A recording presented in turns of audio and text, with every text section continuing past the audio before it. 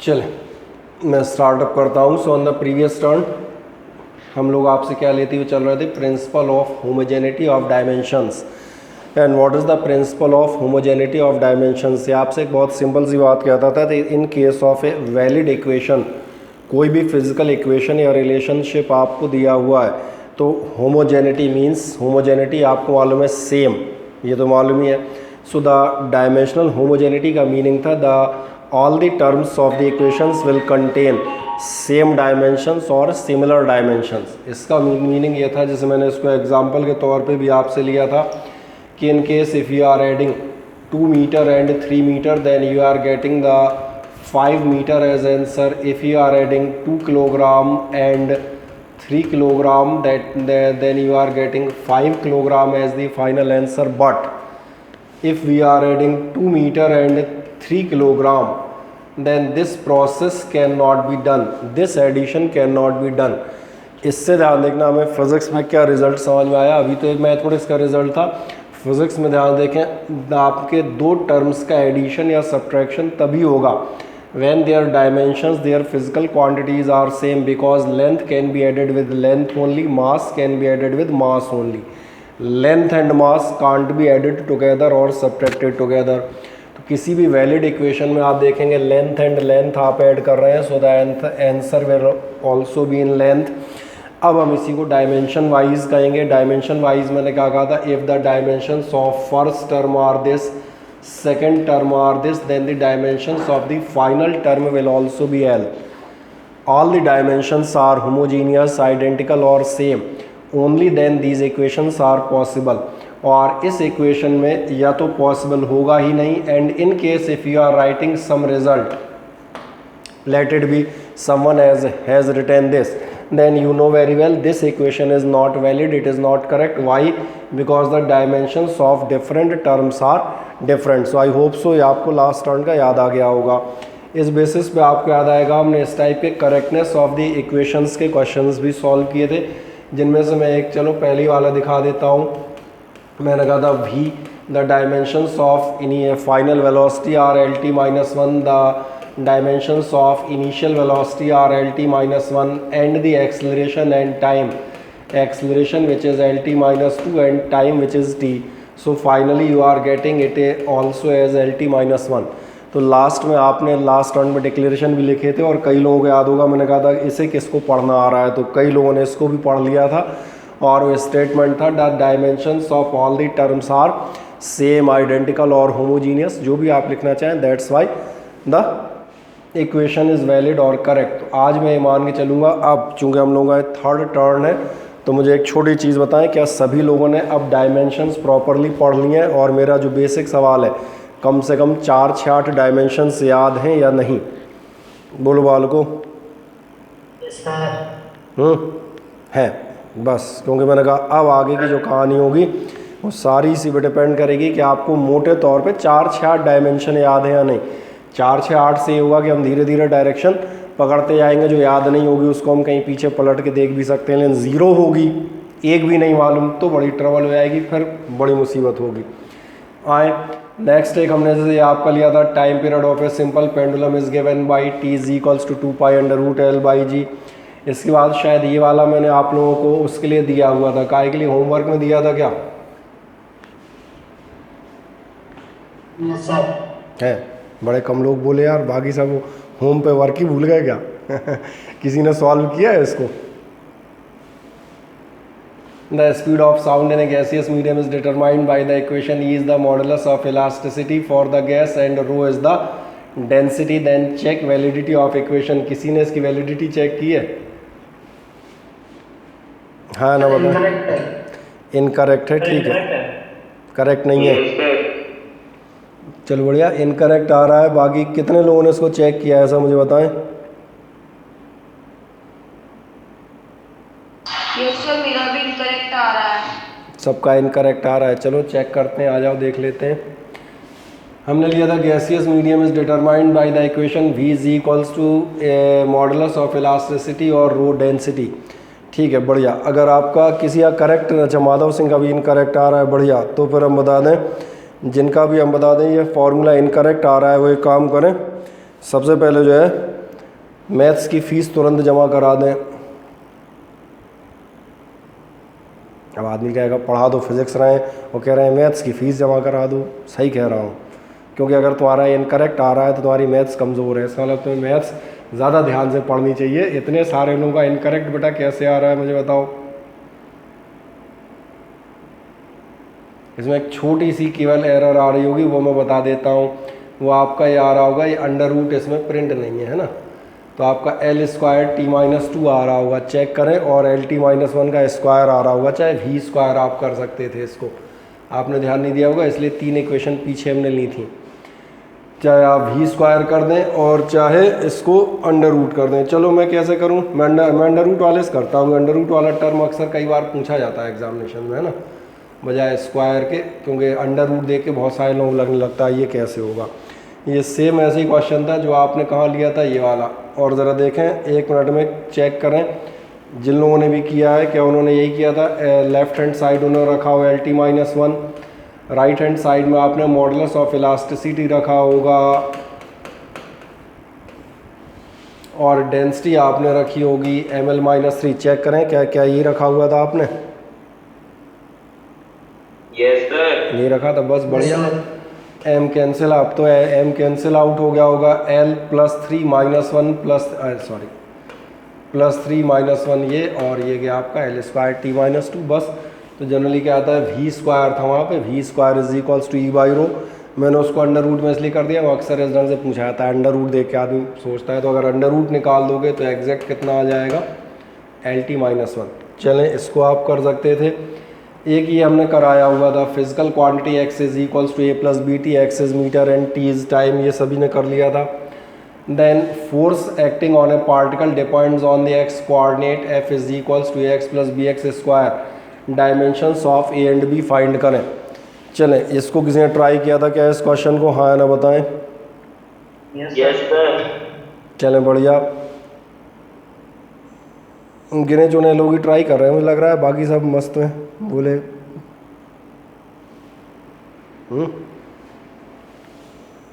बाकी किसने किया है, अभिषेक किया हुआ है क्वेश्चन। रफली तो मैंने करा दिया, तो मैंने बाकी क्या है पर आप करना भी है। एफ इज इक्वल्स टू अगर आप लिख रहे हैं, अब मैं रफ में दिखा देता हूँ, फिर इसके बाद एक क्वेश्चन में वैसे दिखाऊंगा। A X plus B X square और एक्स कोऑर्डिनेट है, एक्स कोऑर्डिनेट का मतलब इसकी डायमेंशन आपकी कितनी होगी, लेंथ। इन दोनों को आप इक्वेट कर दीजिएगा। फोर्स का आप रखेंगे एम एल टी माइनस 2, इस साइड आपका कितना आएगा, dimension of A and dimension of L. L cancel हो जाएगा तो आपको ए का डायमेंशन कितना मिल जाएगा, एम टी माइनस 2।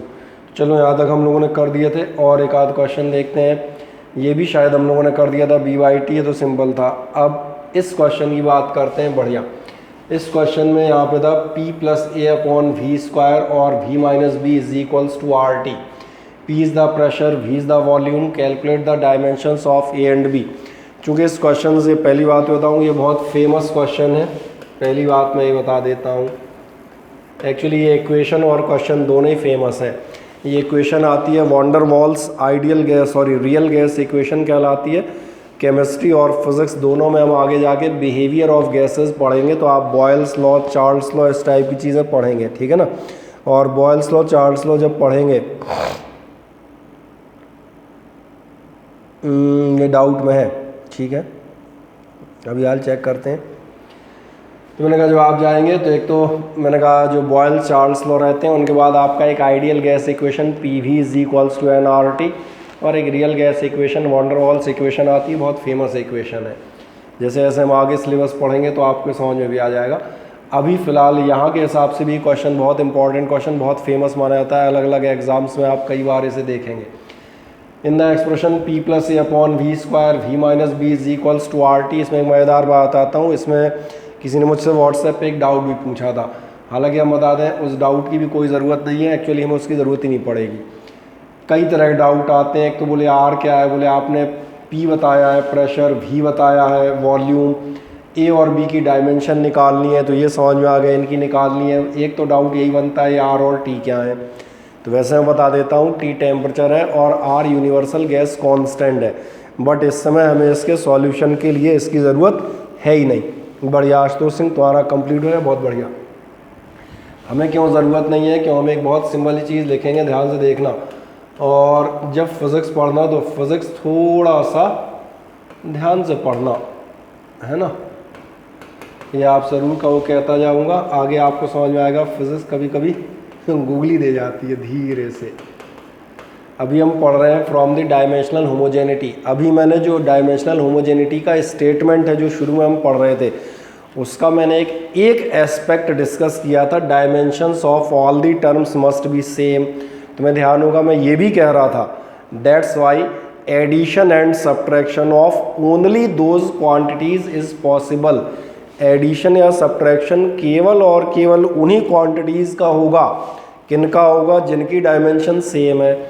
अभी हम यहाँ पे ऑल द टर्म्स लगा ही नहीं रहे, तीसरा टर्म छोड़ो, पता नहीं क्या होगा या नहीं होगा। मुझे तो तुम एक बात बताओ, क्या तुम्हें ये एडिशन नज़र आ रहा है? ज़रा इसको ध्यान से देखो, क्या सबको ये प्लस नज़र आ रहा है? Yes sir. अगर आ रहा है तो फिर एक बिल्कुल साफ सी बात है, डायमेंशनल होमोजेनिटी यही कहती है, addition of two physical quantities is possible only when their dimensions are same. तो ये हुआ हमारा पहला पार्ट कि डायमेंशनल होमोजेनिटी के मुताबिक आपकी डायमेंशन ऑफ पी, चलो ऐसा उल्टा लिखता हूँ तो ए निकल आएगा मेरा आसानी से, dimensions of A upon V square is equals to होनी चाहिए डायमेंशन ऑफ पी। अब बस जो मैं कह रहा था, इसके बाद आपको चीज़ें मालूम हैं या नहीं इस पर डिपेंड करेगा। ए, वॉल्यूम की डायमेंशन किसी को याद है क्या? फुर्ती से बताओ, नहीं हो याद तो देख के बताओ। L Q. कॉपी में अटेंटिव रहना, ध्यान रखना, जिन लोगों को याद नहीं है लेकिन वो अटेंटिव है, समझ में आ रहा है, खट से उन्होंने देखा लिस्ट में बोली ये रही, वो भी सक्सेसफुल है। फिजिक्स उन्हें पूरा अवसर देती है। हाँ, lazy person can't survive here, वो उसने कहा ठीक है बाकी बता रहे हैं अपन बैठे हैं, तो यहाँ सुनने से कुछ नहीं होने वाला। बढ़िया। प्रेशर, प्रेशर की ढूंढ के बताओ फुर्ती से। ml -1 सही कह रहे हैं आप बिल्कुल, दैट इज़ ml -1 T-2। आपका जवाब बिल्कुल सही है। And that's all for the dimensions of A. तुमने ध्यान नहीं दिया, अब तो इंटू रह गया ना। चलो एक लाइन यहाँ लिख देता हूँ, dimensions of A is equals to कितनी हो जाएंगी, ml -1 T-2, है ना, और एल क्यूब का स्क्वायर करोगे तो कितना आ जाएगा, l की पावर 6 कर दो, मेरा ख्याल अब तो निकल ही आएगा। एक लाइन और चलो चल देते हैं, कर दें सॉल्व फुर्ती से। ये आपका निकल आएगा ml raise to power 5 and t raise to power -2, that's all. फिर हम करेंगे इसका पार्ट नंबर 2, और किसी को कोई डाउट हो तो मुझे बताएं। वैसे मेरा ख्याल है होना नहीं चाहिए, क्योंकि डायमेंशंस तो आपके साथ के लोग बता रहे हैं, तो इसलिए मैंने कहा अब डायमेंशंस में कोई परेशानी होनी नहीं चाहिए। वो एक ही परेशानी होगी, सर ढूंढ रहे हैं मिल नहीं रही, या बोले कॉपी खो गई। So such type of problems can't be removed by me, है ना। कोई कहेगा कॉपी खो गई, मैंने कहा उसका इलाज मेरे पास होता ही नहीं है। चलें, इस क्वेश्चन में कोई दिक्कत हो तो मुझे बताएं और फुर्ती से सॉल्व कर दें, और जैसे ही कर लें मुझे बताइएगा।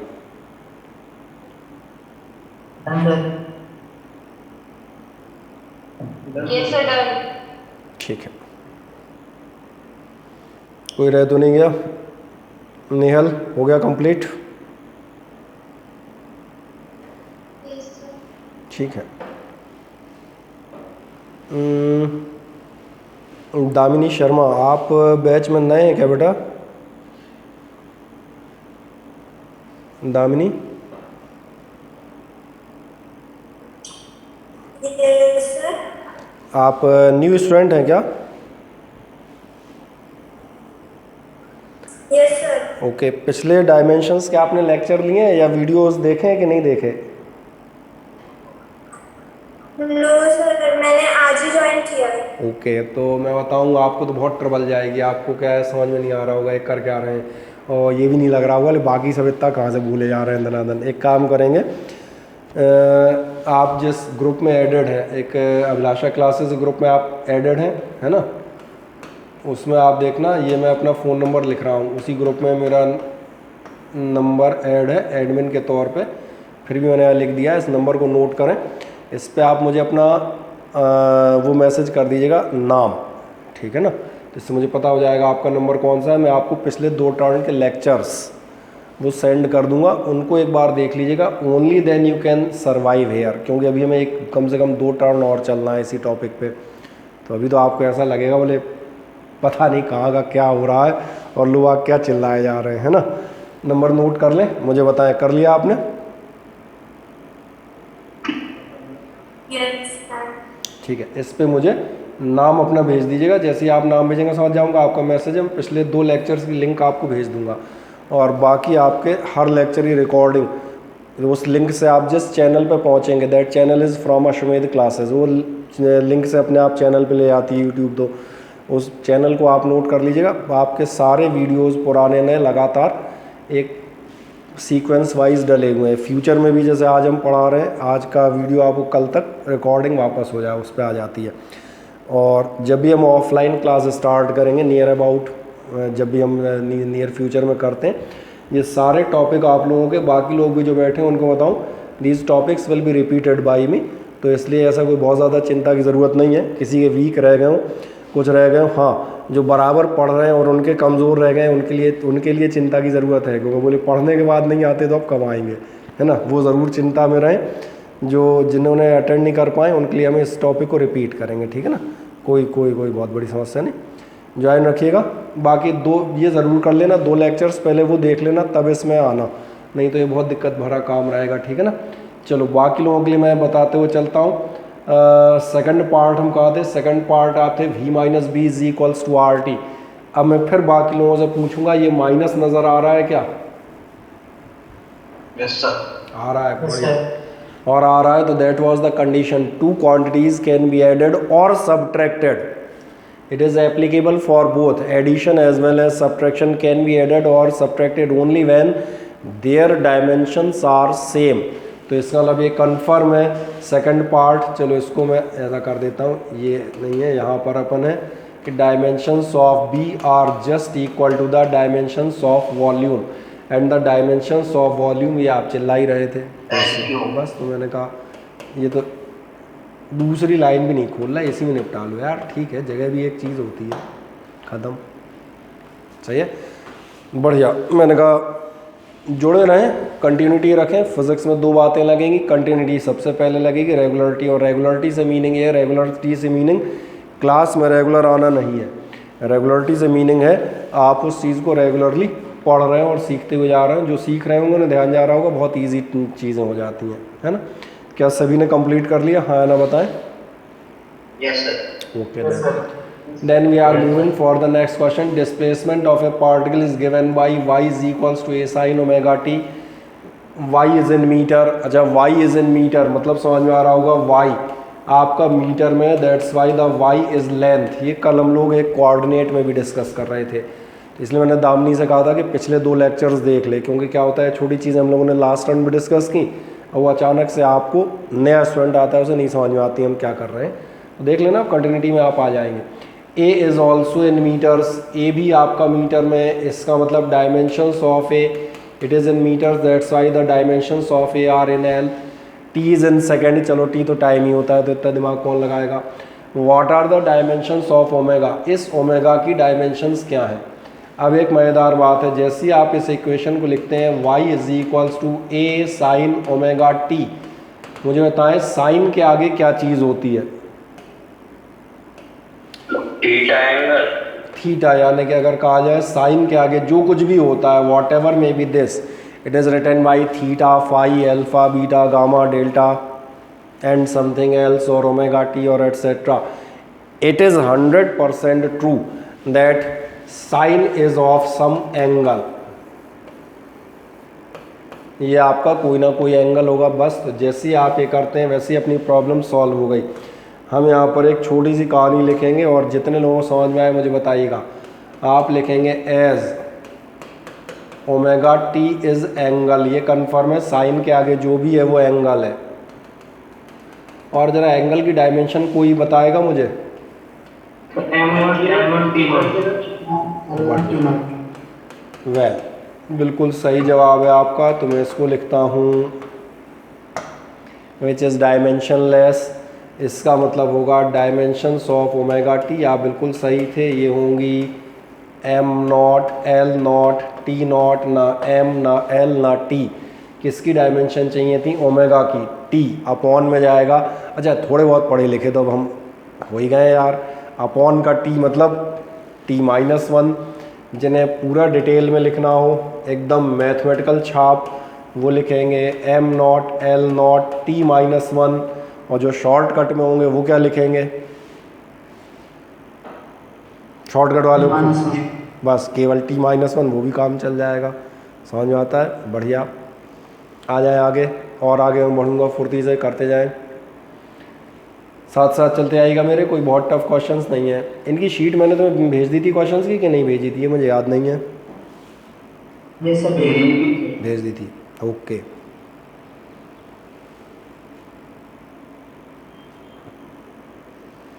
चलो कर लिया सभी ने? 2-4 लोग चैट में डन वन लिख दिया करो यार, इससे मज़ा आता है, थोड़ा लगने लगता है हाँ लोग आग कर रहे हैं, है ना? हाँ। और जिन्हें अंग्रेजी नहीं आती है ऐसे लिख दिया करो, कर लिया, हो गया, है ना? चलें नेक्स्ट जाएं। ये है एक्चुअल बहुत प्यारा क्वेश्चन, इसको ध्यान से करें। आए हम इसको पढ़ते हैं, इसमें टाइम लगेगा हमें। In the formula N is equals to this this this, वो जो भी हो, कह रहा है डी डिफ्यूज़न कांस्टेंट है, n1 n2 ये दिए हैं, x1 x2 ये दिए हैं, और आपसे कह रहा है calculate the dimensional equation of capital D. इस कैपिटल डी की मुझे डायमेंशनल इक्वेशन चाहिए है। ठीक, अगर मुझे डायमेंशनल इक्वेशन इसकी चाहिए, इसका डायमेंशनल फार्मूला चाहिए, ध्यान देखना, फिर वही होमोजेनिटी से दोनों साइड की डायमेंशन सेम होनी चाहिए। पहली बात तो ये समझ में आता है। यानी मुझे जो पहली चीज़ समझ में आएगी वो क्या आएगी कि dimensions of n is equals to होनी चाहिए डायमेंशंस ऑफ d, और साथ में मैं लिखूँगा n2 माइनस n1, और अपॉन में मैं लिखूँगा x2 माइनस x1। ये तो आप पढ़ते ही आ रहे हैं कि दोनों साइड की डायमेंशन सेम होंगी, दैट्स ऑल। और एक ब्रैकेट भी मार देता हूँ ताकि आपको देखें हम डायमेंशंस की बात कर रहे हैं। इस बेसिक प्रिंसिपल पे हम काम करेंगे। अब सवाल आता है इन सब की डायमेंशंस क्या क्या हैं। तो आओ, इनमें से मुझे d की डायमेंशन निकालनी है, तो इसको तो छोड़ ही दो, इसकी तो हम निकालेंगे। आओ n देखते हैं, व्हाट इज़ n। चलो n नहीं दिया, पहले n1 और n2 दिए हैं। आओ n1 और n2 मैं आपको दिखाता हूँ, इसलिए मैंने कहा था बहुत ध्यान से इस क्वेश्चन को देखिएगा। यहाँ पर आपसे कहता है n1 n2 दोनों कॉमा और लगा दो चाहो तो, इज इक्वल्स टू क्या है? n1 n2 है नंबर ऑफ मॉलिक्यूल्स, और मैं दोबारा इसलिए लिख रहा हूँ ताकि आपको दिखे। मुझे बताएं क्या ये जो मैं लिख रहा हूँ देखने में आ रहा है बिल्कुल साफ साफ? देखने आ रहा है तुम्हें? हाँ, मैंने इसलिए पूछा कि पेन पतला कर दिया है, तो उन्हें ऐसा नहीं किसी को लगे पता नहीं क्या लिख रहे हैं। नंबर ऑफ मॉलिक्यूल्स, और आगे क्या था? इन यूनिट वॉल्यूम।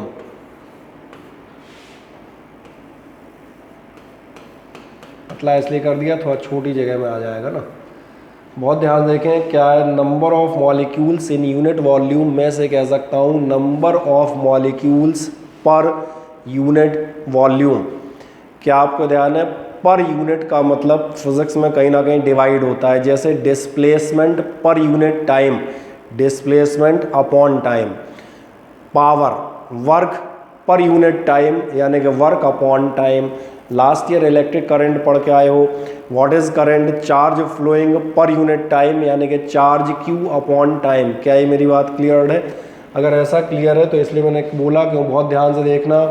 अब मैं दिखाता हूँ आपका ये क्या लिखा है, और एक ही बार दिखाएंगे, बहुत आराम से देखना। ये लिखा है नंबर ऑफ मॉलिक्यूल्स।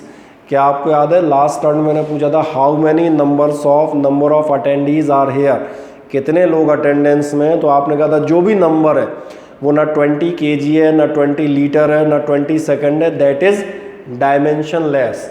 तो जब नंबर ऑफ मॉलिक्यूल्स की बात कर रहे हो तो ये होगा। अच्छा, आगे कह रहा है इन यूनिट वॉल्यूम, या इसको मोर स्पेसिफिकली में we can say per unit volume.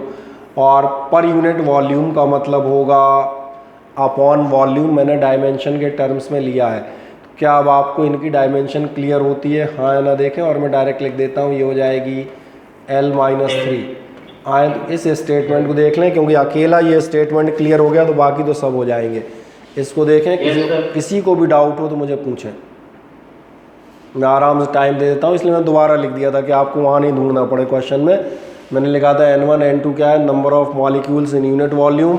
Number of molecules, number is a number that means dimensionless, और पर यूनिट वॉल्यूम यानी अपॉन वॉल्यूम, तो the dimensions of volume are L3। अभी आप पिछले question में ही कर रहे थे। So the net dimensional formula for this will B L-3। किसी को कोई डाउट हो तो मुझे बताओ फुर्ती से, हाँ या ना? नहीं? No sir. ठीक, और ध्यान रखना भैया, डाउट हो तो पूछ लेना, तभी हम, क्यों नहीं तो क्या है फिर हम आगे हो जाएंगे ना। अब आगे क्या था, चलो x1 and x2 which represents distances. बहुत ध्यान से पढ़ना question, x1 and x2 which represent distances. x1 और x2 क्या रिप्रेजेंट करते हैं, डिस्टेंस। तो इसका मतलब मैंने इसको भी लिख देता हूँ, x1, x2 आपके क्या रिप्रेजेंट कर रहे हैं, ये डिस्टेंसेस हैं। और डिस्टेंस का तो मालूम है, डिस्टेंस का होता है L। इतना मेरे साथ साथ नोट करते जाओ, इतना दिखा दो, N1 N2 is equals to, है ना, थोड़ा पेन चलाते हैं ना, कोई भूल मत जाना बीच में, है ना। दोनों नोट कर दीजिएगा, इसको भी और उसको भी।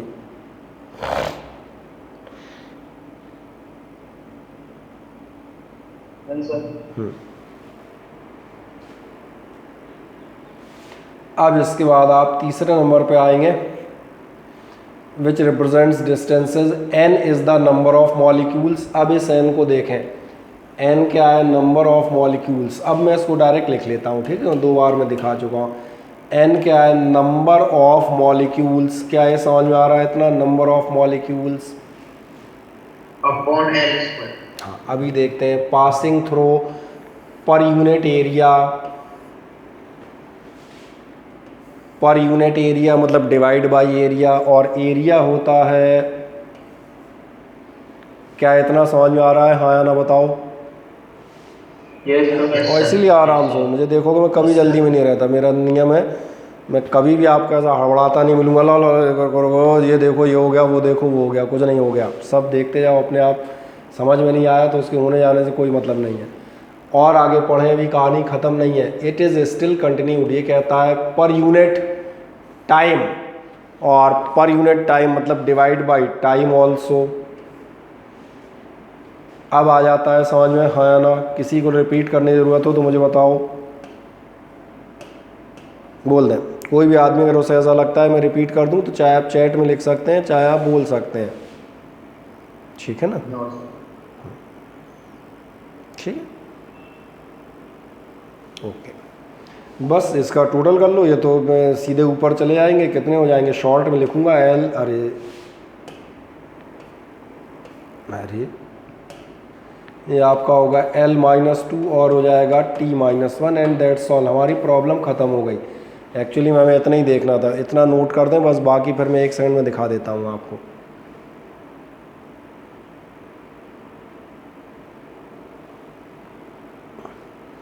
अब आपका क्वेश्चन कर दिया, क्वेश्चन आपका 98% सॉल्व है। मैं बताता हूँ 98 क्यों कह रहा हूँ कि 2% कैलकुलेशन भी तो तुम्हें करनी है भाई, वो भूल गए क्या।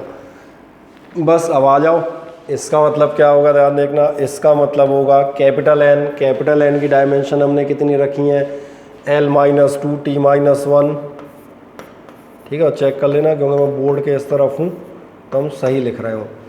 कैपिटल D की डायमेंशन हमें निकालनी है, ये अपने को कैलकुलेट करने का था। N2 - N1, N2 और N1 की कितनी आ रही थी, L-3। इनकी डायमेंशंस होंगी, और x2 एंड x1 कहाँ चले गए, ये डिस्टेंसेस थे, इनकी डायमेंशन L थी। मुझे ऐसा लग रहा है अब तो निकाल लोगे। L ही L है यार, कैलकुलेट कर सकते हो। ये L-4 हो जाएगा, इस तरफ जाके L का +4 हो जाएगा। चाहो तो ओरल भी निकाल सकते हो, देखो ध्यान से, L-4 हो जाएंगे, नहीं दिख रहे, और -4 इधर ले जाओगे तो L+4 आएगा। L का +4 और -2 कितना बचेगा?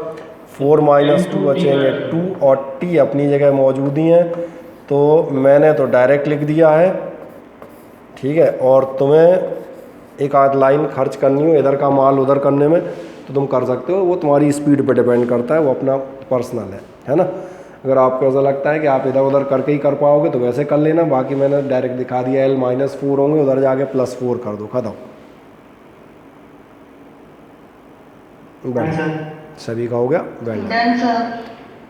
अब मैंने कहा अब कहीं तुम्हें ऐसा नहीं लगेगा कोई खतरनाक क्वेश्चन था कि हमें इससे डेंजर क्वेश्चन नहीं होते, तो इसका मतलब ये हो गया, मतलब सारे हो जाएंगे। अब चाहे जैसे आए केवल बदलते रहेंगे।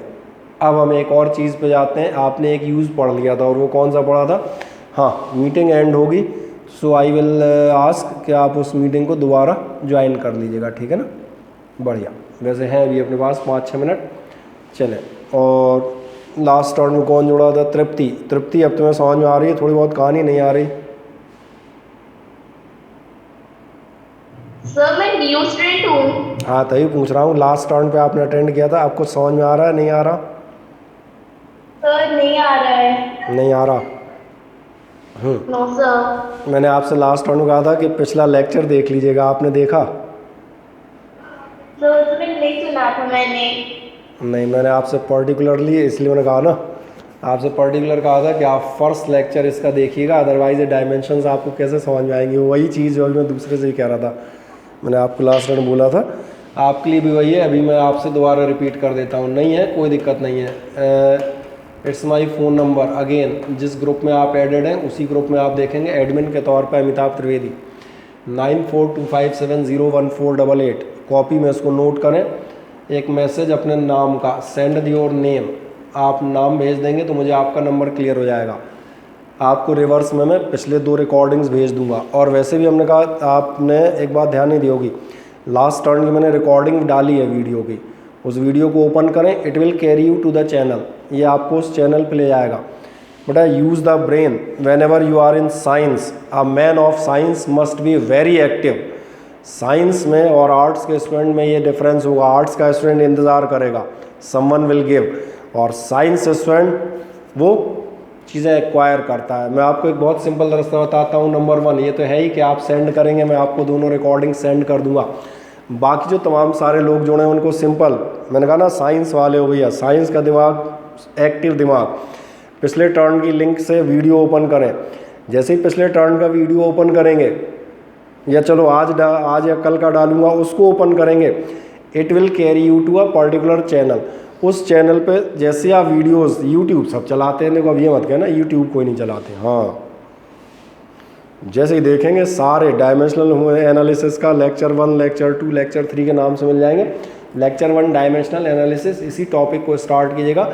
जब तक आप 15-20 फॉर्मूले इनिशियल नहीं पढ़ लेंगे, आपको आगे कहानियाँ बहुत मुश्किल से समझ में आएंगी, और आपको ये भी लगेगा बाकी सब बोलते कैसे जा रहे हैं। So for all the new students, channel subscribe, message आ जाता है, हाँ बढ़िया है, माधव सिंह ने ये अच्छी बात बताई, चैनल सब्सक्राइब करो। देखो भैया, मैं प्रोफेशनल यूट्यूबर तो हूँ नहीं। प्रोफेशनल यूट्यूबर किसे माना जाता है? जो हर वीडियो के एंड में या सामने खड़ा हो कहता है प्लीज़ सब्सक्राइब माई चैनल। तो ये मैं कहता नहीं, करो तो करो और नहीं करो तो मत करो। बाकी जिन्होंने किया है वो अच्छी बात है ना। ऐसे ही धीरे धीरे करके 200-250 सब्सक्राइबर हैं, कर लें, चैनल सब्सक्राइब कर देना, अपने आप ही नोटिफिकेशन आते रहते हैं। 11th के अलावा 12th के भी आते रहेंगे, कोई और अदर वीडियो अच्छा डलेगा वो भी मिल जाएगा।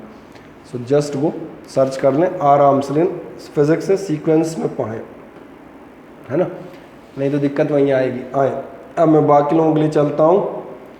और मैंने कहा हालांकि ये टॉपिक हम कवर करेंगे दोबारा में, लेकिन दिक्कत ये है कि अभी 1-2 टर्न तो अपने को यही पढ़ना है ना, 1-2 टर्न कैसे इससे बचोगे।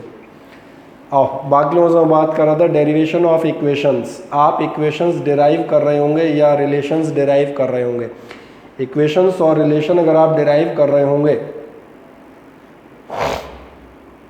तो फिर एक सवाल आता है अपनी तरफ से हम इक्वेशन कैसे डिराइव करेंगे। ध्यान से मेरी बात देखना, मैं एक तुम्हें एग्जाम्पल के थ्रू ही दिखाता हूँ, छोड़ो, या इस इक्वेशन से आप फैमिलियर हैं because that this equation is taken by us more than 10 times. Last turns में हम न्यूमेरिकल करा रहे थे, time period of simple pendulum 5-6 बार। अभी हमने करेक्टनेस चेक की थी, in that case also there is T is equals to 2 pi under root L G, so this formula is known to you. अब हमें इसे डिराइव करना है। क्या कहता है, time period of a simple pendulum depends upon the effective length L and acceleration due to gravity G. दो बातों पे डिपेंड करता है। Derive the equation for the time period, आपको इस टाइम पीरियड के लिए इक्वेशन डिराइव करनी है, ठीक है। और फिर मैं कहूँगा मीटिंग एंड हो तो दोबारा कर लीजिएगा, 2-3 मिनट बाकी हैं। आए मैं इस पर चलता हूँ। क्या कह रहा है, जो ये कह रहा है बस मैं इस लाइन को ध्यान से पढ़ूंगा। It is saying time period of a simple pendulum depends upon the effective length and acceleration due to gravity. इसका मतलब है आपका मैथमेटिकली लिखा जाएगा, जो हम कह सकते हैं व्हाट इज़ गिवन, आपको गिवन है the time period depends on, किस पे डिपेंड कर रहा है, इफेक्टिव लेंथ पर, और थोड़ा सा इसको इस साइड लिखूँ, है ना,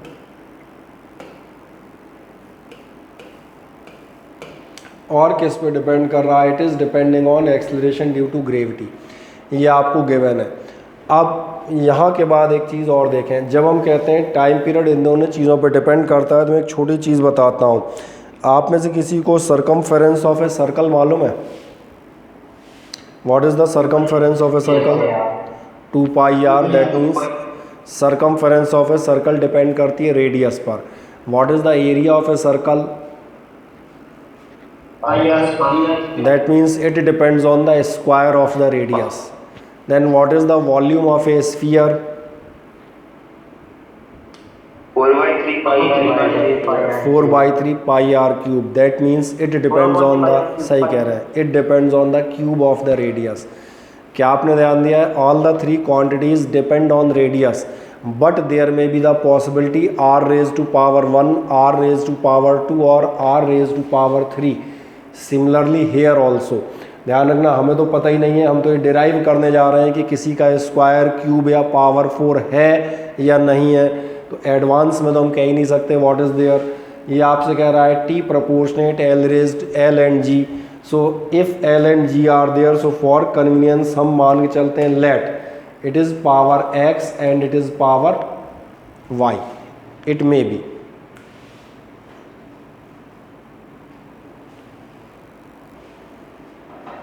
जो मैंने आपसे कहा था, आपका टाइम पीरियड डिपेंड करता है, किस पे डिपेंड करता है, depends on the length and acceleration due to gravity, number 1। Number 2 मैंने आपसे कहा, जैसे ही मैं आपसे स्फीयर, सर्कल और उसके एग्जांपल पूछ रहा था, आपको समझ में आ रहा है, all the quantities are dependent on the same radius, but it may be simple R raised to power 1, it may be square of the radius, it may be cube of the radius. तो ये depend करेगा। ऐसी situation यहाँ भी हो सकती है, the time period is dependent on L and G. Now there may be the square or cube of this also, maybe, क्योंकि फार्मूला तो मालूम नहीं है, you have to derive this formula, unknown formula है, तो इसलिए मैंने कहा for considering these possible powers or exponents, मैंने यहाँ पर क्या कर लिया है, मैंने सपोज कर लिया let the powers are x and y। तो मुझे बताएं, क्या आप इस चीज़ से सहमत हैं, हाँ या ना बताएं। इसमें कोई डाउट हो तो बोलें। इसका मतलब ध्यान देखना, हम कह सकते हैं t इज इक्वल्स टू होगा k l raise to power x and g raise to power y। k is any proportionality constant, dimensionless कोई नंबर होगा। अब ध्यान से देखें, हमारा कहना ये था, ये मैंने मान ली let this be the equation. आप प्रिंसिपल ऑफ डायमेंशनल होमोजेनिटी पढ़ते आ रहे हैं, जो आपसे कहता है for a valid equations the dimensions of two sides must be same और इक्वल। ये आप पढ़ते ही चले आ रहे हैं, यही क्वेश्चंस हम लगातार कर रहे हैं। तो इस इक्वेशन में जो हमने एज्यूम की है, इसमें भी दोनों साइड के डायमेंशन सेम होनी चाहिए, तभी ये वैलिड होगी, क्योंकि अगर डायमेंशन सेम नहीं निकले तो ये गलत निकलेगी। तो हम एक काम करेंगे, हम यहाँ पर जाएंगे, हम रखेंगे ऑन सब्स्टिट्यूटिंग द डायमेंशंस।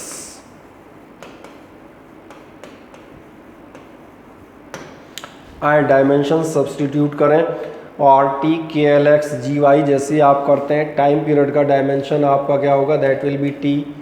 चलें, के मैंने कहा था it is a dimensionless number, so मैं इसको रख भी देता हूँ, बाकी एक आध बार आप छोड़ भी सकते हैं।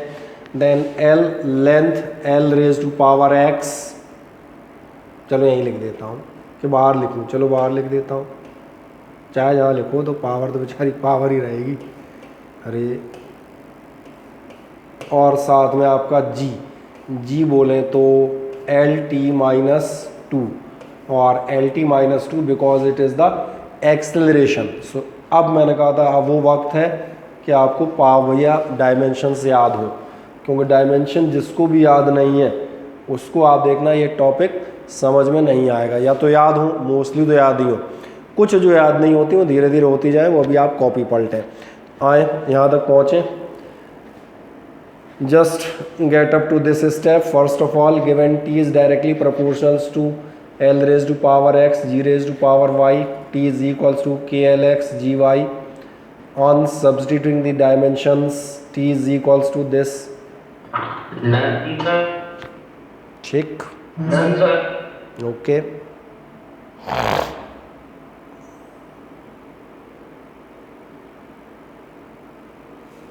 बढ़िया। अब जैसे आप कर देते हैं एक छोटा सा मैथमेटिकल सॉल्यूशन कर लेते हैं। मैथमेटिकल सॉल्यूशन भी आप कई बार से करते आ रहे हैं, देख रहे हैं ध्यान से। t इज इक्वल्स टू, ये तो खत्म ही हो गया। अच्छा थोड़ा एडिशन डायरेक्ट भी करना भैया, that is l raise to power x and here it is l raise to power y, दोनों नज़र आ रहे हैं। l raise to power x and l raise to power y, ये आपको याद ही है। On same base the powers और एक्सपोनेंट्स आर एडेड, आपके एक्सपोनेंट या पावर क्या होंगी, ऐड हो जाएंगी सेम बेस पे हो। यानी आपको कितना मिलना चाहिए, आपको मिलेगा l raise to power x plus y और t बचा t raise to power minus 2y।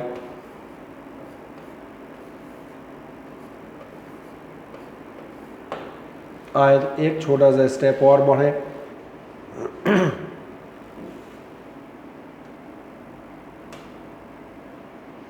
ये भी कोई ऐसा मान सॉल्यूशन नहीं, मैथमेटिक्स कर दिए, पावर से ऐड कर दी और कुछ नहीं भाई, इसमें तो कोई ऐसा खास चीज़ कहोगे नहीं। अब लास्ट स्टेप, क्या ये स्टेप सभी को क्लियर है? मैंने आपसे कहा था the dimensions of both the sides are same, dimensions यानी कि पावर्स, दोनों साइड की पावर सेम होनी चाहिए। और छोड़ो नॉर्मल 10th की मैथमेटिक्स याद करो, अगर ये this is equals to this लिखा है तो दोनों साइड के सेम टर्म की पावर सेम होती थी। और हम क्या करते थे, हम करते थे ऑन कंपेयरिंग। आए जैसे ही कंपेयर करते हैं, सबसे पहले टी के लिए करता हूँ, ध्यान से देखें, मैं करूँगा फॉर टी। आओ देखो क्या तो ऐसा नजर आ रहा है, टी की जो पावर यहाँ होगी वही पावर यहाँ होगी। यहाँ पावर है आपकी, here the power is exponent is minus 2y and here the exponent is 1, तो क्या मिलेगा आपको, आपको मिलेगा minus 2y is equals to 1, या आप कह सकते हैं y is equals to minus 1/2। कितनों को ये वैल्यू समझ में आती है निकालना, बोलें।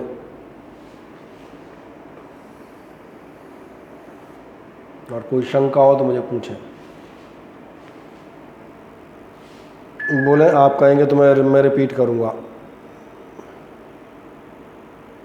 सर रिपीट कर दीजिए। रिपीट कर देते हैं, ठीक है। कंपेयर किया है, पहले आप ये देखें कि ये तो समझ में आ गया था, हाँ है ना। ये तो मैंने जस्ट LX और LY, so that's why L raise to power x plus y and T raise to power minus 2y, क्योंकि इसका होना ना होना बराबर ही था, इससे तो कोई लेना देना था नहीं।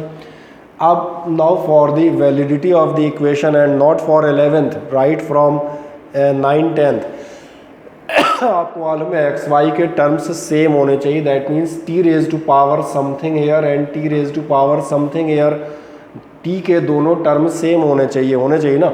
ऐसे एल के दोनों टर्म या एस के सेम होंगे। तो मैंने क्या किया, on comparing.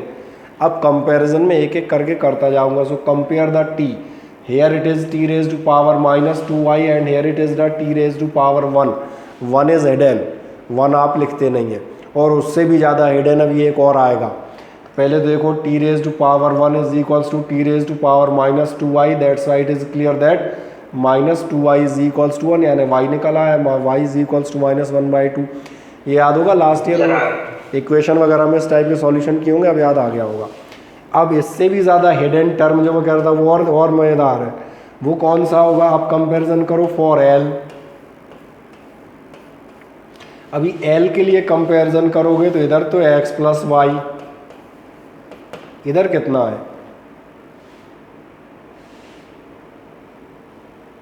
One sir one 1 या 0? जीरो 0 है क्योंकि आप भूल गए। केवल टी का मतलब है, अगर मन में याद करें, ये लिखा हुआ है, यही लिखा है ना। एक्चुअली एल है नहीं, सीधी हिंदी में बात करो ना यार, एल है ही नहीं। और जो नहीं होता कितना होता है बताओ? जीरो 0 होता है, सीधी सी बात। दिख रहा है, जब एल है ही नहीं, L is not here, that means L is 0। तो बिल्कुल साफ देखेगा x + y = 0। चलो और थोड़ा सा बढ़ा देते हैं, इसका मतलब x - 1/2 = 0, यानी कि आपको मिलेगा x = 1/2। आ जाए मज़े से यहाँ तक, हमारा y भी निकल गया और x भी निकल गया। केवल एक लाइन और हम लिखेंगे इसके बाद। तो इस सॉल्यूशन को कंप्लीट करें और फिर कोई डाउट हो तो मुझे बताइएगा। I will repeat the same. एक बार एक क्वेश्चन को मज़े से रिपीट करेंगे ताकि आप परमानेंट समझ में आ जाए। ठीक, चलें। 3-4 मैसेज हैं, मैं चेक कर लेता हूँ। बढ़िया। कंपेयर कैसे किया? माधव, कंपेयर कैसे किया समझ में आ गया क्या? कंपेयर करने का कि नहीं आया समझ में? ठीक है, बढ़िया। और ये जनरली लिखते नहीं है, इसकी कोई ज़रूरत नहीं रहती है, तो हिडन होता है यार। एल की अब टी की पावर 1 लिखोगे मतलब 11th में आ गए, अटपटा और लगेगा। तो दिखा दिया है कि एक्चुअली ये है। बाकी अब आपको तो आपके स्टैंडर्ड पे सीधा डायरेक्ट कर ही लेना है। बाकी देखें, ये दोनों समझ में आ जाते हैं या नहीं, बस ऐसा देख लें। इनमें कोई रिपीटेशन करने की ज़रूरत हो, पर्टिकुलर इसमें या इसमें, तो मुझे बता दीजिएगा। वैसे ज़्यादातर लोगों का तो कहना है कि उन्होंने कर लिया, उन्हें समझ में आ रहा है। किसी को डाउट हो देन ही कैन आस्क, ही और शी। नहीं, बस एक फाइनल लाइन लिख देता हूँ, ध्यान से देखो। और फाइनल लाइन जो लिखूंगा उसके लिए मैं यहाँ कहीं आ जाता हूँ, है ना। और चाहो तो वाइट पे आऊँगा और वाइट पे बढ़िया अपन रेड कलर से लिखेंगे मज़े से। ये लो, आओ। आपको x और y दोनों की वैल्यू मिल गई है। आपको अपना फॉर्मूला याद है क्या था? The equation was this. आपकी इक्वेशन ये थी, ठीक। और एक और छोटा सा कोई मैसेज, इसको भी देख लूँ फिर आगे बताऊँ। बढ़िया, ओके। देन आपका ये था एक्चुअल इक्वेशन, ये तो नहीं भूल गए कैलकुलेट करते करते, तो इसलिए आप लिख देंगे hence t = k l⁻x, x बोलें तो 1/2, और g⁻y बोलें तो -1/2। और एक छोटी सी बात, 7th 8th क्लास किसने ईमानदारी से पास की थी? 7th 8th पूछ रहा हूँ, 10th नहीं। चलो एक बार बड़ा करके लिख देता हूँ। नेगेटिव पावर नीचे जाएगी, और ये याद अगर आ जाए इसलिए पूछ रहा था। 7th 8th क्लास ईमानदारी से, पावर 1/2 का मतलब होता है। और देखें, ये वो फॉर्मूला है जो आपका आना चाहिए था। अब किसी को कोई डाउट हो तो मुझे बताओ। बढ़िया, नो सर, हाँ या ना? लिखा 1/2 -1/2, एक बार अच्छे से दिखा दिया। -1/2 को नीचे ले लेना, नेगेटिव है, 1/2 को अंडर रूट में कन्वर्ट कर देना, ख़त्म बात।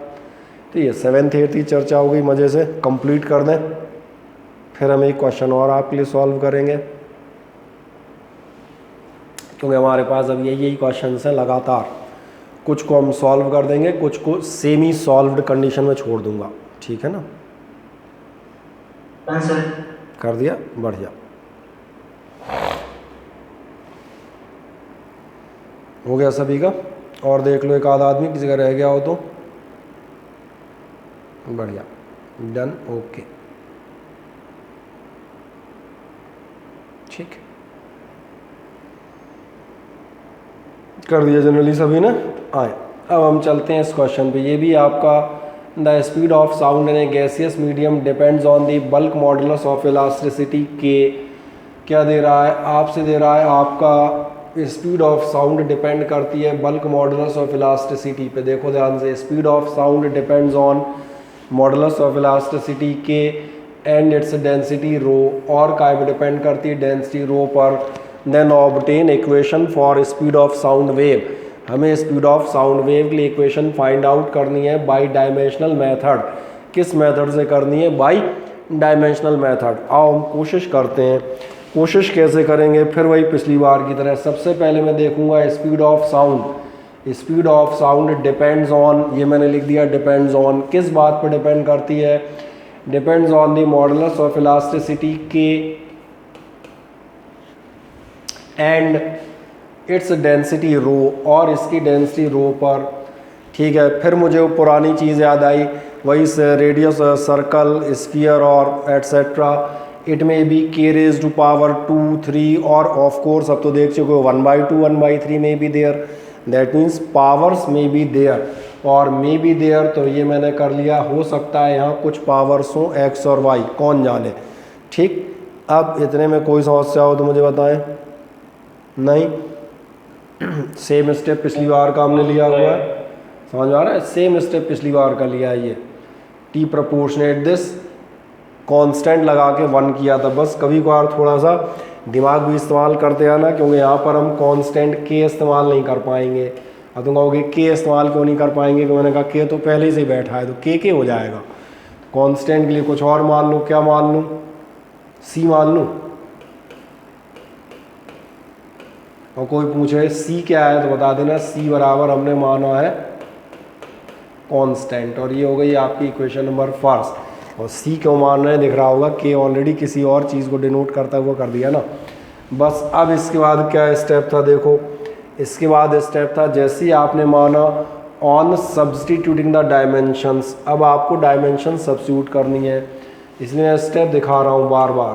तो ऑन सब्सटीट्यूटिंग द डायमेंशंस, अब थोड़ा सा फास्ट चलेंगे क्योंकि हम लोग काफ़ी आगे आ चुके हैं। वेलोसिटी, वेलोसिटी का डायमेंशन अब आपको याद होना चाहिए, दैट इज़ LT-1। कांस्टेंट जो आपने माना है that will have the dimensions m0 L0 T0 k। k is the modulus of elasticity. Modulus of elasticity अभी आप में से ही कुछ लोग मुझे पीछे क्वेश्चन में बता रहे थे, है ना?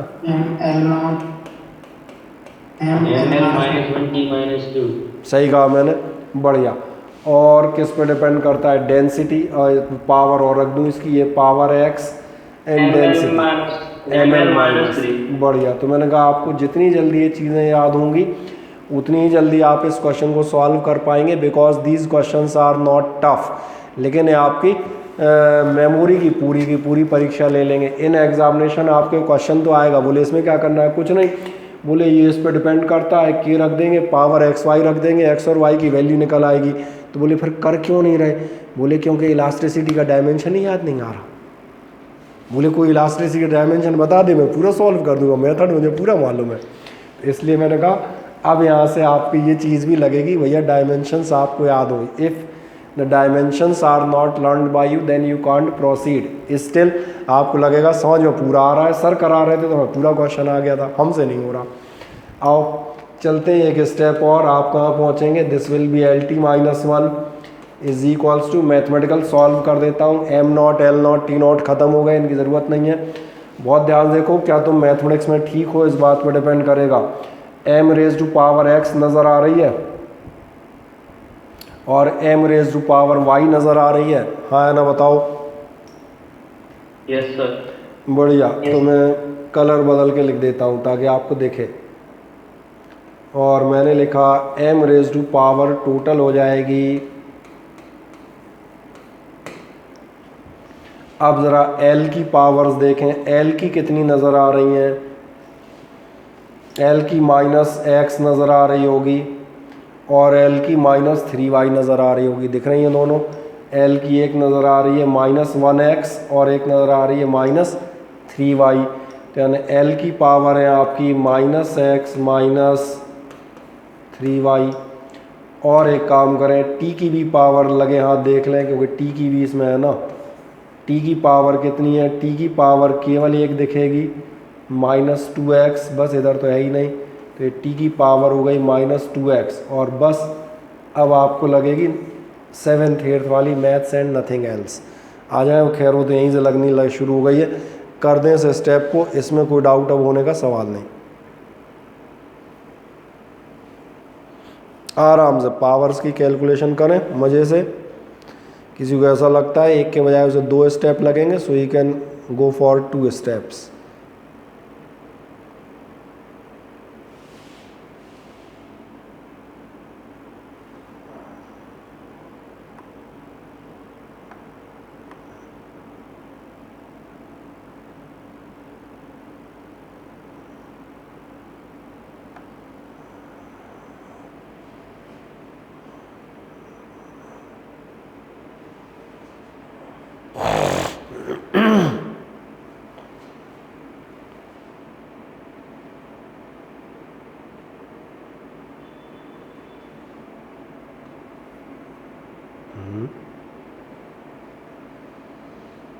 जैसे आप इस स्टेप तक आए मुझे बताइएगा, और कोई डाउट हो तो उसको ही पूछिएगा। आंसर बस सर कर दिया, ठीक है। अब सवाल आता है अब क्या करना था हमें, तो अब भी हम याद दिला देते हैं क्या करना था। बस देख लो इधर, ये जैसे ही आपका आया, अब आपने कहा था अब हम दोनों साइड की पावर इक्वल करेंगे, कंपेयर करेंगे। तो ये यहाँ करेंगे, उधर LT-1 सब नज़र आ रहे हैं, अपन पावर कंपेयर करते हैं। और जैसे ही पावर कंपेयर करेंगे तो क्या बाकी लोग भी आ गए यहाँ तक? कोई रह तो नहीं गया? कोई रह गया हो तो रोक लेना भैया, ध्यान रखना, कभी कोई रह जाए तो बोल दिया करो तो मैं रुक जाऊँगा। बढ़िया, 1/2 या 1/6, नहीं 2 आंसर नहीं यार, या तो 1/2 या फिर 1/6, दोनों कैसे हो सकते हैं? आए तो अगली बार हम जाते हैं, क्योंकि एक क्वेश्चन में y की 2 वैल्यू नहीं आ सकती, ठीक है। ऑन कंपेयरिंग डायमेंशंस या ऑन कंपेयरिंग 2 साइड्स कुछ भी लिख सकते हो, ऑन कंपेयरिंग पावर्स जैसा लिखना हो। आओ कंपेयर करते हैं। सबसे पहले कंपैरिजन करेंगे हम, किसके लिए कंपैरिजन करें? हम कंपैरिजन करेंगे सबसे पहले, इसमें अकेला दिख रहा है -2x t और इधर भी t दिख रहा है, तो चलो सबसे पहले करते हैं फॉर t। आ जाओ t के लिए, तो -2x इज इक्वल्स टू, दिख रहा है -2x is equals to -1, minus ख़त्म, यानी x बराबर मेरा निकल गया, और मेरा क्या तुम्हारा भी निकलेगा यार, तुम भी साथ में करते चलो मज़े से, ये तो ऐसा काम है खुद भी सॉल्व कर सकते हो, है ना। बढ़िया, रामू के बिल्कुल सही है, 1/2 -1/2 नहीं, y की 2 वैल्यू नहीं आएंगी। माधव गलत कर रहे हो कुछ, छोटी सी कोई एरर। चलो x में कंफर्म हो गया, 1/2 आ रहा है सभी का, तो ये पक्का सही वैल्यू है। और दूसरा देखते हैं, अब y कहाँ से निकालूं? तो y इस इक्वेशन से भी निकल सकता है, इससे भी निकल सकता है, बेहतर है मैं इससे निकालता हूँ m के लिए। अब जाओ फॉर m, अब m के लिए जाओगे तो m on this hand it is x + y। मुझे बताओ लेफ्ट हैंड पे m कितना है? 0 है। वेरी डन, ये भी पिछले क्वेश्चन में दिखा रहे थे, इसलिए मैंने कहा था हम आराम से चलेंगे, एक बार अच्छे से समझ लो, परमानेंट हो जाएगा। x + y 0 है, ध्यान देखना, x 1/2 है, तो y इज इक्वल्स टू अपने आप निकल आएगा, ये हो गई आपकी दूसरी वैल्यू। तो आ रही 2 कैसे निकल रही है भाई? 1/6 कहाँ से आ रही है इसकी माधव?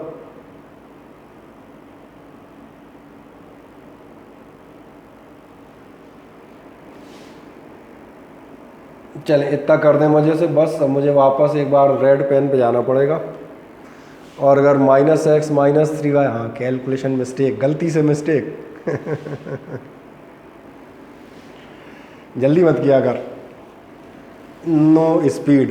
अभी अपन एकेडमिक्स में इस साल, एक्यूरेसी, स्पीड अपने आप बदलने लगेगी, कोई दिक्कत नहीं आएगी। जब हम लोग एक्यूरेट होंगे तो आप देखना, practice makes the man perfect as well as fast. जितना प्रैक्टिसाइज हो जाओगे उतना ही फास्ट हो जाओगे, वो अपने आप होता जाता है। जैसे ध्यान देखो, मैंने यहाँ 1/2 + x बराबर 0 नहीं लिखा, सीधा लिख दिया y बराबर, बोले 1/2 इधर उधर जाएगा तो माइनस, तो ये अपनी जल्दी निकल आती है। बट सबसे पहले एक्यूरेसी। चलें, सभी की 2 वैल्यू आ गई क्या? मुझे बताओ, सबकी आ गई हो तो फिर हम आगे जाएंगे। Yes sir. सब क्या आ गया आशुतोष? चलें बढ़िया। और अब कहाँ जाऊँ मैं? चलो यहाँ कहीं आते हैं। हैंस अपने पास था, ये रहा पेन और हैंस। जैसे आप जाएंगे v इज इक्वल्स टू, ये था हमारा ध्यान है, यही इक्वेशन हमने सपोज की थी, इसलिए हम कहेंगे hence v is equals to C के की पावर x बोलें तो 1/2 और rho raise to power y बोलें तो -1/2। अच्छा, अब यहाँ से फिर मैंने कहा क्विक लर्नर्स और थोड़ा सा स्लो लर्नर्स, लेकिन लर्नर्स ऐसा नहीं कि आदमी कहते हैं हम तो स्लो नहीं, नो लर्नर है। ध्यान देखो, मैं थोड़ा सा तेज़ लोगों के लिए कर देता हूँ, हालांकि आपको ही समझ में आएगा, आप उसको 2 स्टेप में ले आ सकते हैं पिछली बार की तरह। क्या आपको ऐसा नजर आ रहा है 1/2 वाली ये पावर नीचे जाएगी और 1/2 अंडर रूट होगा। आप चाहें तो इसे डायरेक्ट लिख सकते हैं, और अगर आप डायरेक्ट नहीं लिख पा रहे तो भी मत घबराइएगा, आप इसको ऐसे लेते जाइएगा।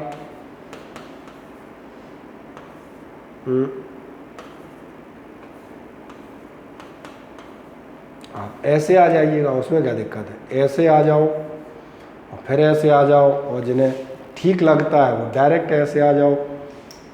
मैंने दोनों पाथ दे दिए, चाहे जैसे बढ़ें कर दें, बस कुल मिला के कर दें। बढ़िया। सर अपन इसमें एल का वो नहीं निकाल लेंगे? किसका? नहीं, ज़रूरत ही नहीं पड़ेगी सर इसमें हाँ, आप L का कंपेयर करेंगे भी तो कुछ नहीं मिलना। ध्यान देखो, Y की वैल्यू निकलेगी और Y की वैल्यू हमने पहले ही निकाल ली, तो अननेसेसरी हम दोबारा Y की वैल्यू निकाले क्या करेंगे, क्योंकि हमें केवल X और Y की वैल्यू निकालनी थी। Here we are not comparing, here we are going to solve या find out the values of X and Y।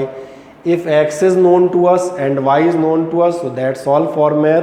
Bye to math, welcome to physics. Math थोड़ा ना पढ़ रहे हैं बोले कि तीसरी भी सॉल्व करो, क्यों करें, अपना काम हो गया। एक्स और वाई चाहिए थे, और अगर निकालोगे इससे भी, so again you are getting the same, y is equals to 1/2। चलें, एक और क्वेश्चन है आपके लिए। इनमें मैंने सॉल्यूशन की जगह ही नहीं छोड़ी, क्योंकि मुझे सॉल्व करनी ही नहीं है। इनमें मुझे सिर्फ एक चीज़ बतानी है, ध्यान से देखें। अब आप उस चीज़ को समझ पाते हैं नहीं, ये हम देखेंगे।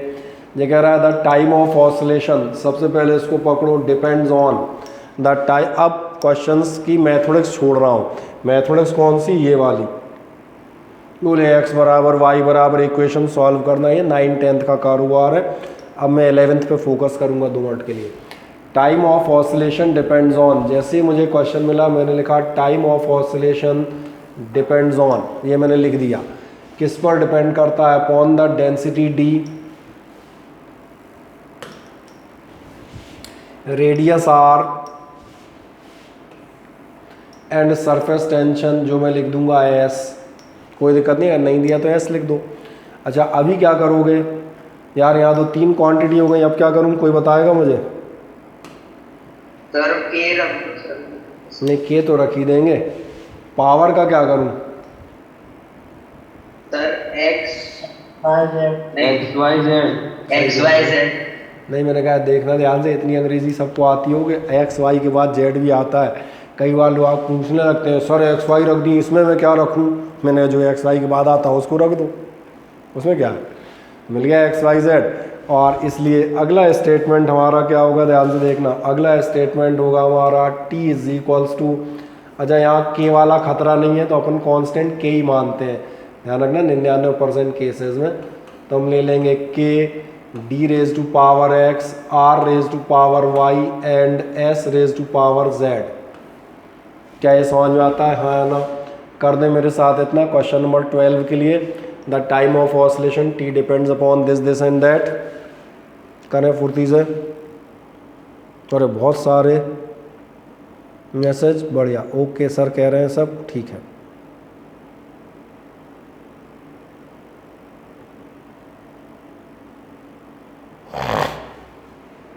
चलिए यहाँ t proportionate d x r y s z, d x r y s z, ये आपने कर दिया। और जैसे ही आप ये करते हैं, अब अगला सवाल, इसके बाद हम क्या करेंगे, इसके बाद अगला स्टेप होगा ये,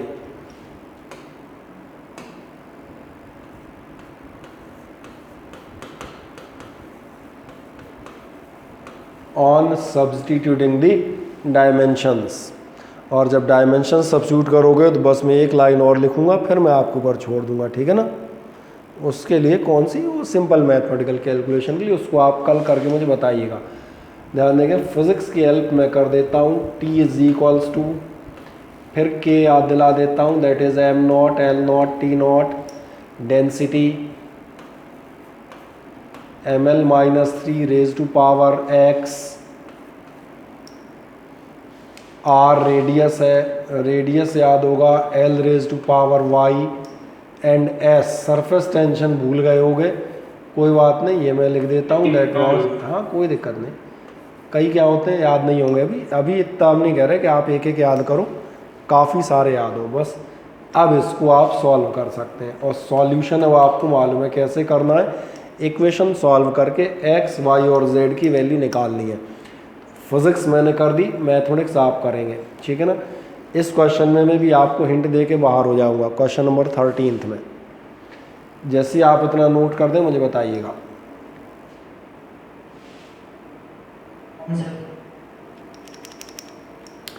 क्वेश्चन भी वही है, तो और सिंपल क्वेश्चन है। Using the method of dimensions find the acceleration of A particle.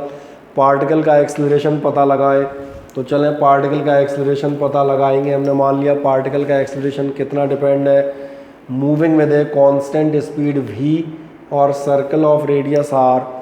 v और r पे आपका है, तो ये रहा v, ये रहा r। ये तो और छोटा क्वेश्चन है पिछले वाले से, क्योंकि इस बार पावर केवल क्या आएंगी, x और y, कोई दिक्कत नहीं हो रही होगी। फाइंड द एक्सेलरेशन, किस पे मूव कर रहा है, वेलोसिटी या स्पीड v पर, और रेडियस r, सारी चीज़ें आपको गिवन है। फिर वहीं पहुंच जाओगे, कहाँ पहुंच जाओगे, a इज इक्वल्स टू के v की पावर x, r की पावर y। मुझे लग रहा है इसमें तो मुझे डायमेंशन भी नहीं सब्स्टिट्यूट करनी पड़ेंगी, कि करूं, क्योंकि ये तो वैसे भी याद होंगी एक्सेलरेशन की। चलो एक लाइन और लिख देता हूँ, LT-2 होती हैं, k आपका m0 L0 T0 हो जाएगा। इसको तो आप मेरे साथ साथ ही करते जाएं। v स्पीड अब सबको याद होगी, बहुत टाइम से चल रही है, दैट इज़ x, और रेडियस मालूम ही है, that is l raise to power y। So now you can go for the solution, और बहुत इजी सॉल्यूशन हो जाएगा।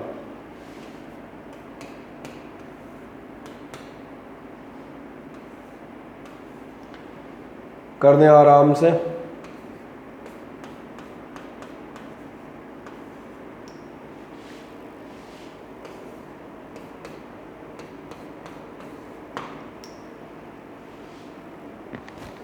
सॉल्यूशन है, l की पावर x और y है, t की केवल -x है, वैसे ही निकल रहा है। x की वैल्यू डायरेक्ट दिख रही है 2,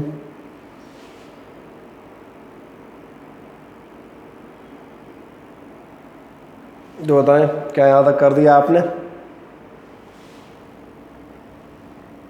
यस सर।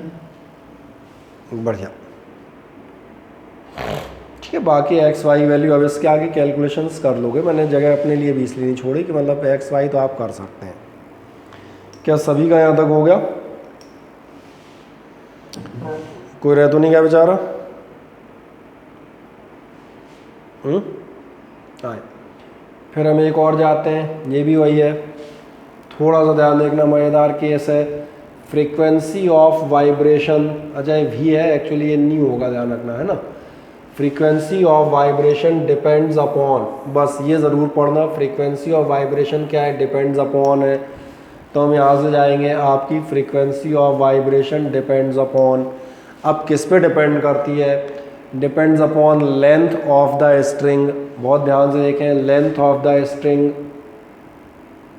और पावर मैंने मान ली, अब तो ध्यान है एक्स वाई जेड मानते हैं, मान ली। टेंशन इन द स्ट्रिंग, बड़ी मज़ेदार बात है, टेंशन में अटक जाओगे जाके, टेंशन देगा, चलो उसको भी हटाएंगे। And mass per unit length, अब ध्यान से देखें क्या नजर आ रहा है, मास पर यूनिट लेंथ है m।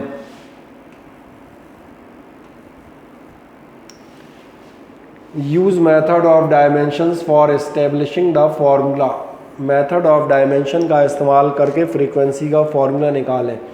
इतना पुराना ही मेथड है, हमने न्यू मान लिया, डिपेंड करता है लेंथ पर, टेंशन पर और मास पर यूनिट लेंथ पर। मेन जिस चीज़ में अटकोगे, ये तो वैसे ही पहला स्टेप साधारण सा, हम जाएंगे ऑन सब्स्टिट्यूटिंग द डायमेंशंस। हम डायमेंशन सब्स्टिट्यूट करते हैं, ध्यान से देखें। फ्रीक्वेंसी हमें मालूम है ये t-1 है, ठीक है। m0 l0 t0, वो एक लाइन में बीच में लिखना छोड़ गया हूँ कि k आ जाएगा, है ना।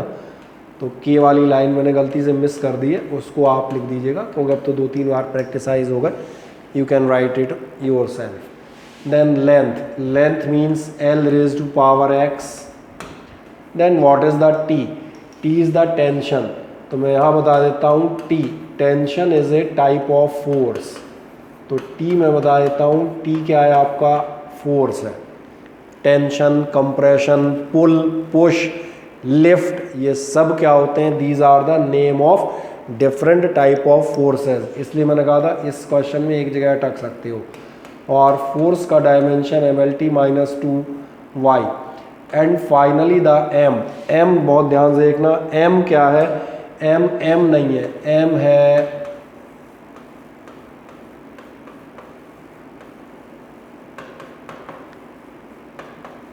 मास पर यूनिट लेंथ।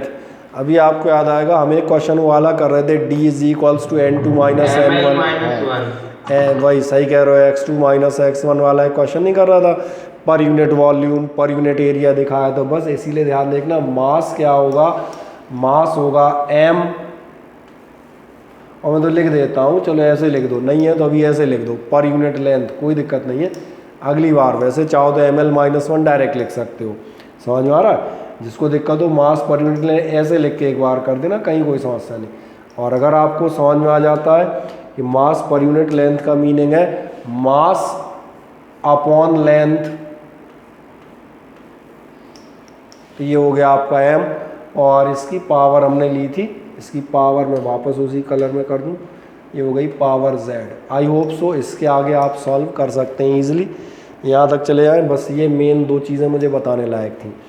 बाकी जब तक आप इसे लिखेंगे तब तक मैं मनोरंजन के लिए एक स्टेप और लिख देता हूँ, है ना। वो सिर्फ मनोरंजन का है। l की पावर काउंट कर लूँगा टोटल, और ये तुम भी कर सकते हो। l की पावर x है, y है और माइनस z है। x है, y है और माइनस z है। m की पावर काउंट कर लेता हूँ, m की पावर कितनी है? y है और z है। t की पावर काउंट कर लेता हूँ, t की पावर कितनी है? t की पावर -2y है, और तो कहीं है ही नहीं, बस ठीक है। देख लेना सही लिखी हूँ मैंने, है ना। अब आप कंपैरिजन करेंगे, ध्यान देखो। सबसे पहले तुम्हें दिख रहा होगा y निकल आएगा। देखो ध्यान से, मैथमेटिकल सॉल्यूशन भी अपन समझ सकते हैं। -2y is equals to -1, t compare करना, y मिल जाएगा। जैसे ही y मिला, इस वाली इक्वेशन में रखना, z मिल जाएगा। जब y और z दोनों मिल गए तो इसमें रख देना, दिस इक्वल्स टू 0। तो आप तीसरा पार्ट x कैलकुलेट हो जाएगा। तो मैंने कहा तो यार 7th 8th वाली मैथमेटिक्स है, easy one. I hope so आप इसे कर ले आएंगे। कितने लोगों को लगता है वो इसे सॉल्व कर लेंगे? Yes sir. कर लेंगे, ठीक है।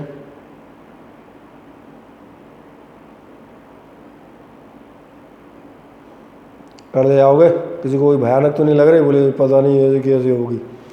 चलो ठीक है। तो ये हमने कहा इस टाइप के आप तमाम सारे क्वेश्चन कर ले जाते हैं। अपने पास टाइम कितना बचा है इस समय?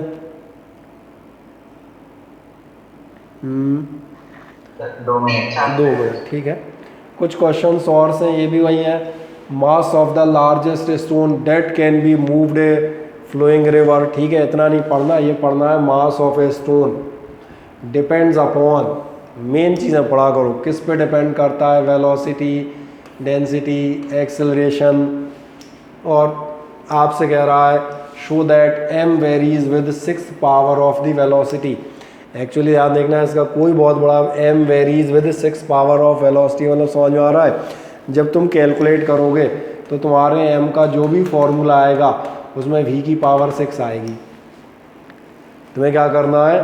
मास of the largest stone, mass और स्टोन का पे डिपेंड करता है, वेलोसिटी वी कर लेना, ठीक है ना, वो आर हो गई गलती से, velocity v, density rho and acceleration वो रखोगे।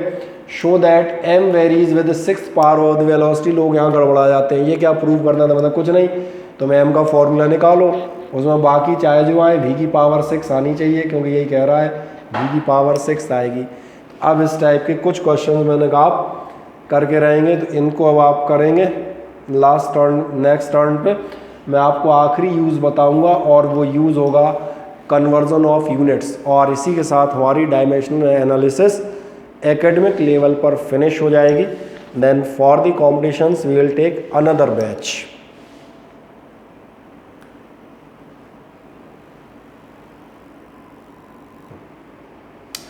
मीटिंग एंड हो गई थी, तो मैंने कहा था मेरी बात अधूरी रह गई थी, तो मैं उसको कंप्लीट कर दूं। मैंने कहा था नंबर 1, एक तो आपके जो ये डायमेंशनल एनालिसिस के जो इस्तेमाल थे, जो भी एप्लीकेशंस थे, that means first of all correctness of the equations. Second one हमने लिया हुआ था आपका कोफिशिएंट्स ए एंड बी है, इस टाइप के कोफिशिएंट्स का, डायमेंशंस का determination. Then the very important use to derive the relationship between among physical quantities, जो आपने देख लिया टाइम पीरियड इस पे डिपेंड करता है। सो फाइंड द रिलेशन और इक्वेशन फॉर टाइम पीरियड, ये 3 काम हमारे हो गए। अब जो हमारा बचेगा हम बता दें, लास्ट जो काम आपका बचता है वो आपका काम बचेगा, लास्ट के क्वेश्चन PDF भेज दूंगा, बिल्कुल भेज दूंगा माधव, कोई दिक्कत नहीं है ना, तो अगर नए जुड़े होंगे तो हम उनको भेज देंगे। लास्ट जो आपका बचता है वो आपका आता है कन्वर्जन ऑफ यूनिट्स का topic. Conversion of units that will be covered by us on the next turn. Still there, ये मैंने कहा that is the end on the basis of academics basis पे हम एंड कर देंगे। और इतने क्वेश्चंस अगर आप कर लेते हैं तो आपको एक मज़ेदार चीज़ फिर दिखाऊंगा, जो आपके कॉम्पिटिटिव क्वेश्चन हैं मेंस या नीट वगैरह के, उनमें से 70-80% क्वेश्चंस आपसे खुद हो जाएंगे विदाउट एनी हेल्प। समझ में आ रहा है? तो मतलब आपको ये भी लगता रहेगा कि हाँ हम ठीक पढ़ रहे हैं, एवरेज पढ़ रहे हैं, या जैसे कहना चाहिए बिलो स्टैंडर्ड पढ़ रहे हैं, वो आपको अपने आप क्लियर होता जाएगा ना। तो जो जिस मोड में है बने रहें। अब आज के लिए हम लोग यहाँ विराम ले लेते हैं, और कोई क्वेरी हो तो मुझे बताएं। सर इस टॉपिक का चैप्टर खत्म हो गया क्या? जबरदस्त क्वेश्चन, सबसे इम्पोर्टेंट क्वेश्चन ये था मुझे। अरे बहुत बड़ा चैप्टर हो गया यार। बेटा है, सेकंड और थर्ड चैप्टर बहुत बड़े ही है। सर सब इतने ही बड़े होंगे? इससे भी बड़े बड़े होंगे? सारे इतने बड़े नहीं हैं, बाकी छोटे भी हैं। सेकंड और थर्ड चैप्टर आपके सबसे बड़े हैं, ये बताता हूँ। थर्ड चैप्टर भी आप देखेंगे, थर्ड चैप्टर में बहुत सारे टॉपिक आते हैं। डिफरेंशिएशन आएगा, इंटीग्रेशन आएगा, इक्वेशंस ऑफ मोशन आएंगी, ग्राफ्स के प्रूव आएंगे, तो उसमें क्या वैरायटीज़ बहुत ज़्यादा है, और इसलिए दोनों चैप्टर बहुत बेसिक माने जाते हैं। अगर आपने इनको ढंग से पढ़ा है तो बाकी फिज़िक्स में आप देखना आपको छोटी लगने लगेगी, वो एक्चुअली छोटी नहीं लगने लगती। बहुत सारे पार्ट क्या हैं इनके इस्तेमाल होते हैं, तो जल्दी जल्दी अपने आप ही समझ में आते हैं, हाँ इसमें तो ये करना था, बोले इसमें क्या है, तो इसलिए वो थोड़ा सा जल्दी आते हैं। लेवल तो पता चल रहा है पढ़ाई का। कोई बात नहीं पढ़ो, अच्छी बात है, कोई समस्या नहीं है। हाँ जी, एक चैप्टर भी कंप्लीट नहीं हुआ, सही कह रहे हो। ठीक है ना। और टेस्ट कैसे होगा फिर? टेस्ट हम लेंगे तो अपने आप समझ में आ जाएगा। टेस्ट में यही आता है, डिराइव दिस इक्वेशन, ये जो क्वेश्चन सामने करा रहे थे यही टेस्ट में आते हैं, यही एकेडमिक्स के पेपर में भी आते हैं। जो आपका एकेडमिक्स का पेपर होगा यही क्वेश्चन आते हैं, जैसे फॉर एग्जांपल मैं दिखा देता हूँ, यही क्वेश्चन आएगा, वुड हैव बीन टेकन। बस अंतर ये है,